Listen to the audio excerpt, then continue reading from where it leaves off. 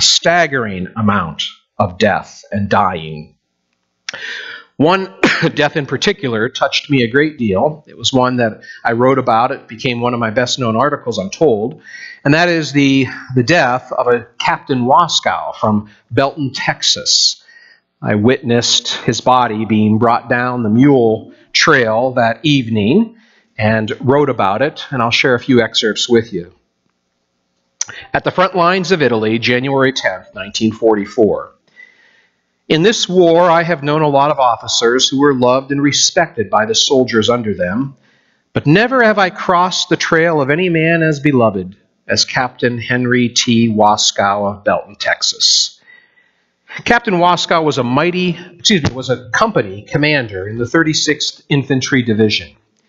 He had led his company since long before it left the United States. He was very young, only in his middle 20s, but he carried in him a sincerity and gentleness that made people want to be guided by him. I was at the foot of the mule trail the night they brought Captain Waskow's body down. Dead men had been coming down the mountain all evening, lashed onto the backs of mules.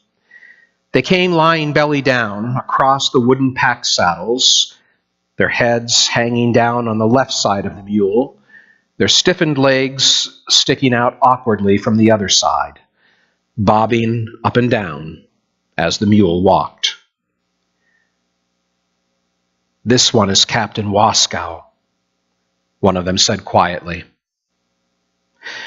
Two men unlashed his body from the mule and lifted it off and laid it in the shadow beside the low stone wall. The men in the road seemed reluctant to leave. They stood around, and gradually, one by one, I could sense them moving close to Captain Waskow's body, not so much to look, I think, as to say something in finality to him and to themselves. I stood close by, and I could hear. One soldier came and looked down, and he said out loud, "God damn it." That's all he said. And then he walked away. Another one came. He said, "God damn it to hell anyway." He looked down for a few last moments, and then he turned and left. Another man came. I think he was an officer. The man looked down into the dead captain's face, and then he spoke directly to him as though he were alive. He said, "I'm sorry, old man." Then a soldier came and stood beside the officer and bent over, and he too spoke to his dead captain, not in a whisper, but awfully tenderly, and he said, "I sure am sorry, sir." Then the first man squatted down and reached down and took the dead hand, and he sat there for a full 5 minutes, holding the dead hand in his own and looking intently into the dead face. And he never uttered a sound all the time he sat there. And finally he put the hand down, and then reached up and gently straightened the points of the captain's shirt collar, and then he sort of rearranged the tattered edges of his uniform around the wound. And then he got up and walked away down the road in the moonlight, all alone.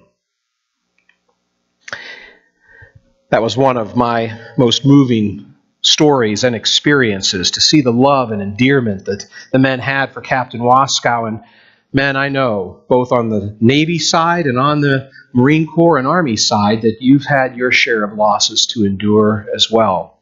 You've seen buddies that have died, and those that have leadership responsibilities over you. And you've had to bear the awful load, not just of the danger around you, but of the loss right in front. And I understand. My heart goes out to you in that grief.